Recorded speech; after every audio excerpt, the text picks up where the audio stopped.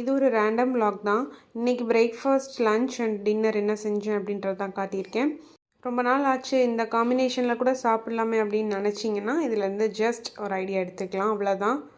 Sunday non veg எடுக்கலைன்னா எப்போவுமே Wednesday mini non veg மீலாவது இருக்கும். இன்றைக்கி பிரேக்ஃபாஸ்ட்டுக்கே தோசை கூட சிக்கன் கறி வச்சு சாப்பிட்டாச்சு. பேபிஸ்க்கு மதியம் எக் ரைஸ் தான் பண்ணியிருந்தேன். எக்கை நல்லா கொத்தி போட்டு பொடி மாஸ் பண்ணி சாதத்தை நல்லா குழச்சி அது கூடவே பசைஞ்சாச்சு. சாதம் நல்லா கெட்டியாக இருக்கவே கூடவே கொஞ்சம் நல்லாவே ரசம் ஊற்றி மசிச்சாச்சு. பேபிஸ்க்கு சூப்பரான மினி நான்வெஜ் லஞ்சும் கொடுத்தாச்சு. இப்போ காமிக்கிற பவுல் அந்த அவுட்புட் தான் பேபிஸ்க்கு வந்திருந்தது. சூப்பராக இருந்ததுங்க டேஸ்ட்டு. எக் பாயில் பண்ணி கொடுக்குறத விட இந்த மாதிரி பொடி மாஸ் பண்ணி கொடுத்தா பேபிஸ் விரும்பியும் சாப்பிட்றாங்க கூட.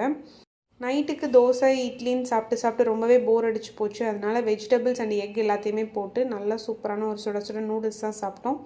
நல்லா சில்லுன்னு ஒரு கிளைமேட்டில் சுட சுட மேகி, சூப்பர் காம்பினேஷன் இல்லையா?